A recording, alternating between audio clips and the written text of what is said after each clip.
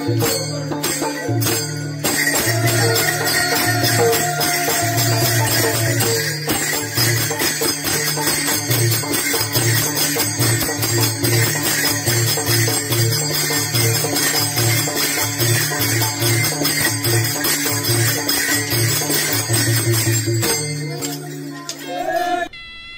मंडळी, कोकणी माणूस आणि बरेच काही या यूट्यूब चॅनलमध्ये आपले स्वागत आहे।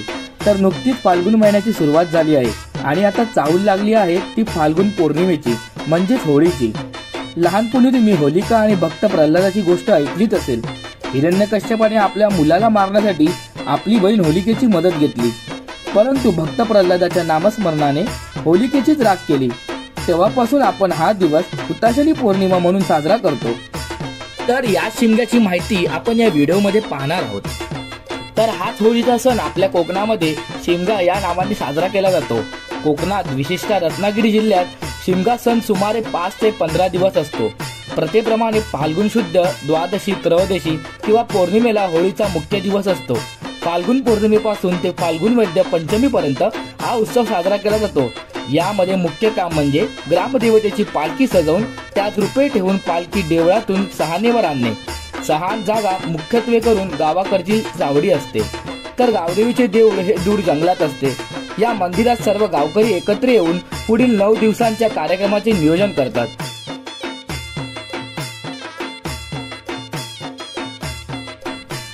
होळीचा सण जसा देशात वेगवेगळ्या स्वरूपात साजरा केला जातो, तसाच तो महाराष्ट्रामध्ये विविध स्वरूपात साजरा करण्याची पद्धत आहे। कोकणात होळी हा सण शिमगा म्हणून ओळखला जातो। यंदा 6 मार्चला होलिका दहन झाल्यानंतर होळीला सुरुवात होणार आहे। कोकणातील लोकांचा होळीचा सण 1-2 दिवसांचा नव्हे तर आठवडाभर चालणारा असतो। या शिमगोत्सवात होळी पेटवण्यापासून रंगाची उधळण, स्थानिक ग्रामदेवतांची पालखी नाचवणं, जळती लाकडं फेकण्याचा खेळ, शंकासुराचा नाच, गोमूचा नाच असे अनेक प्रकार पाहायला मिळतात।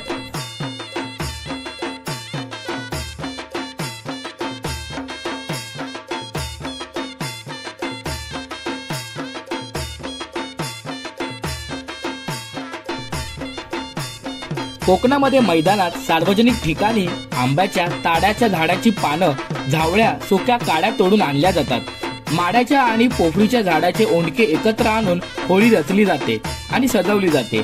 त्यावर फुलांचे तोरण बनवले जाते।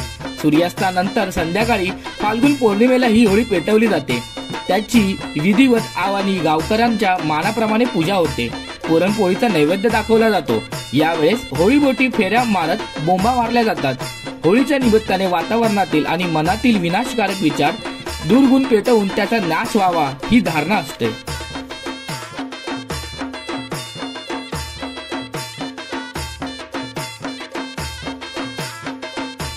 होळीचे दहन झाल्यानंतर कोकणातील प्रत्येक गावामध्ये स्थानिक ग्रामदेवतेची पालखी निघते। या पालखीमध्ये देवतेचे मुखवटे आणि प्रतिमा ठेवले जातात। विशिष्ट तालामध्ये नाचत आणि नाचवत पालखी निघते। विशेषतः कोकणामध्ये थालूबाजा या बाजावरती ही पालखी नाचवली जाते। प्रत्येक गावाची पद्धत ही वेगळी असते। गावातील प्रत्येक वाडीमध्ये गौरासमोरून नाचवली जाते। सहान म्हणजे गावाची चावडी, पण देव कार्यासाठी जागा निवडली जाते। या ठिकाणी केवळ पालखीच्या कार्यक्रमादरम्यान देवकार्य केले जाते। प्रत्येक गावात पालखी नाचवण्याचा दिवस वेगळा असतो।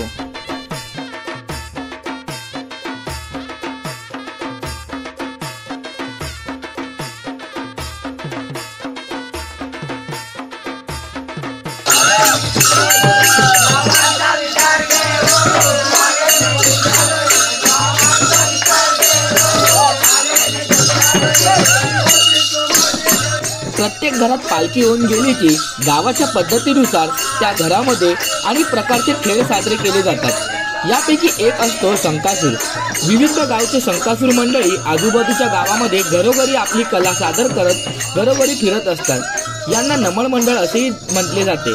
डोक्यावर शंखकृती काळी टोपी, मोठी पांढरी दाढी लावलेले, संपूर्ण काळे कपडे आणि कमरेला घुंगराचा जवळपास 15 किलोचा पट्टा बांधलेले शंकासूर कोकणातल्या उन्हाळ्यात अनवाणी आपली कला दाखवत फिरत असतात। त्यांच्यासोबत अवजड मृदुंग घेतलेले मृदुंग वादक, स्त्री वेशातील पुरुषाचं राजा नावाचं पात्र आणि अन्य सहकलाकार असं या नमन मंडळाचं स्वरूप।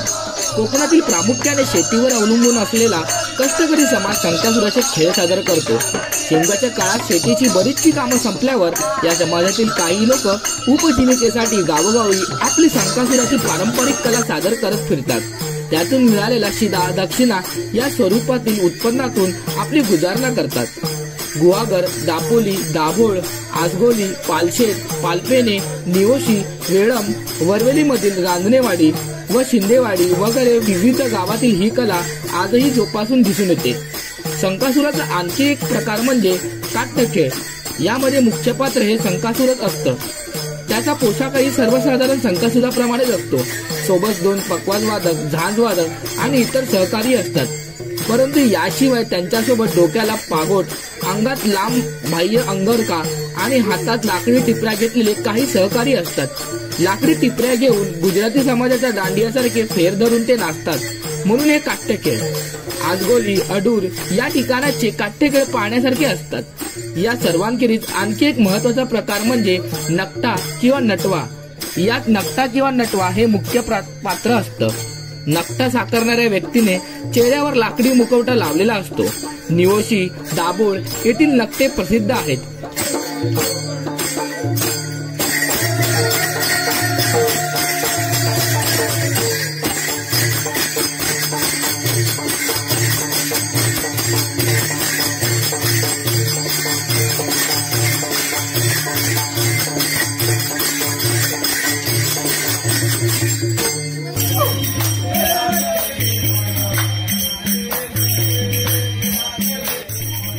आगीतून पलायन, नारळ जिंकणे अशा स्पर्धा आजही शिमगा उत्सवात भरवल्या जातात।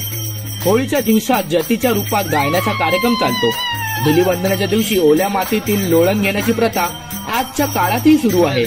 वेगवेगळी सोंगे धारण करून कलाकार लोकांचे मनोरंजन करताना दिसतात। तळ कोकणात आणि गोवा या भागात प्रामुख्याने होळी म्हणजे शिमगोत्सवात सांस्कृतिक सोहळे देखील रंगतात। दशावतार, संकासूर यांचं आगमन होतं। यामध्ये पुरुष मंडळी स्त्रीवेश धारण करून कार्यक्रम सादर करतात। यासोबतच जाखडी नृत्य केले जातं। खास मालवणी भाषेतील स्थानिक नाटकं सादर केली जातात।